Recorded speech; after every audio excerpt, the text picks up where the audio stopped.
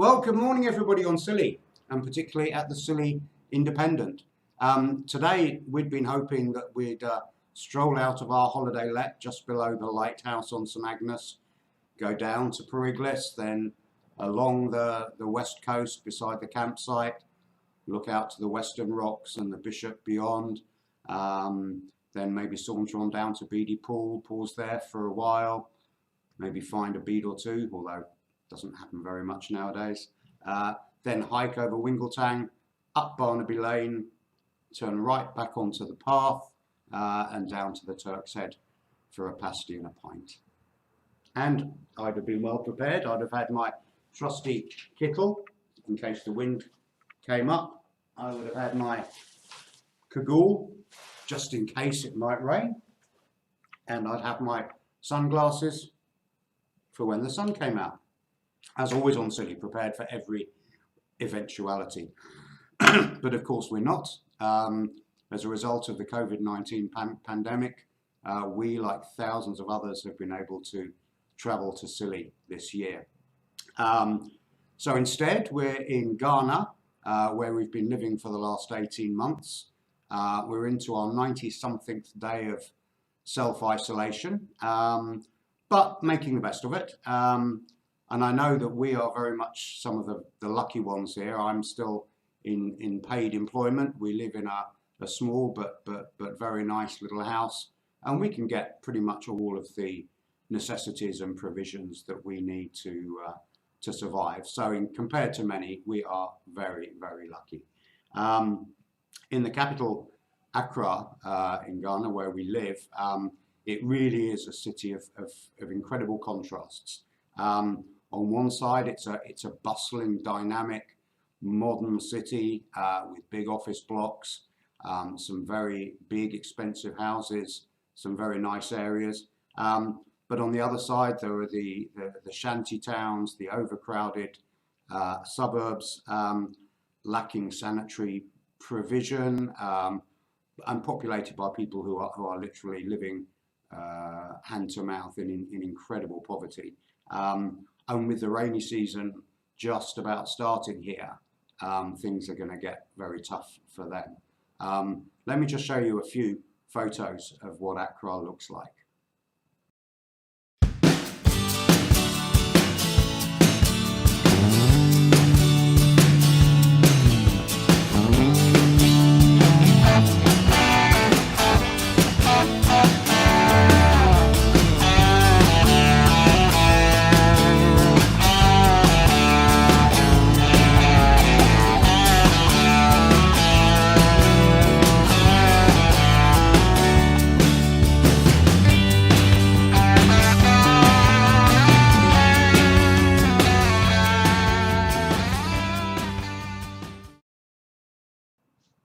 So as you can see, a city of enormous contrast and massive disparities.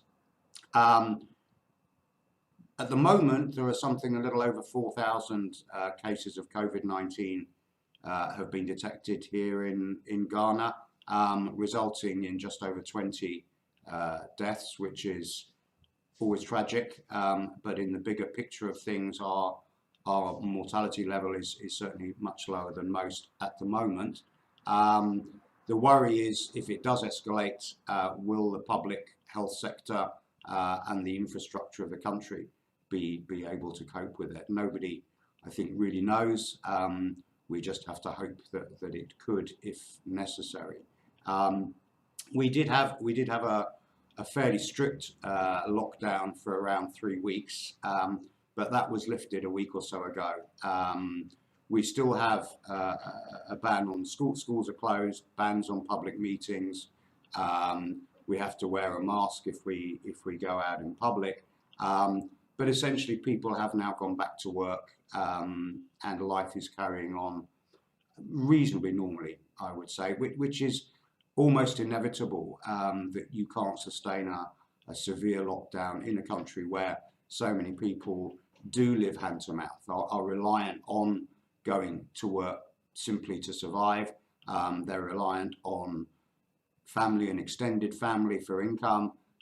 They're sharing facilities and sanitary equipment and things like that. So I think we just have to accept that and see how things go and hope for the best.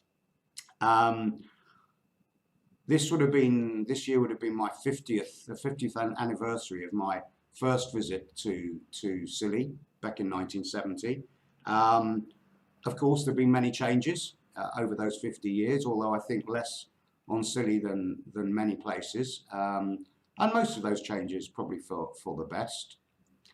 When we first went to St Agnes, there was no mains electricity. It was all done via the generator, and water was quite severely rationed. We had to choose. We got one jug of hot water a day in our bed and breakfast, and we had the choice whether we wanted it in the morning or the evening. So we could wash once in hot water and then once in cold water, and that was it. I have to say here, the water and electricity are pretty regular. We have the odd cut out, but they're rare and they don't last for too long. And the internet, to be fair, is probably as good as anywhere else, as good as anywhere in Europe or the UK. It's very fast and very reliable, so we're very grateful for that.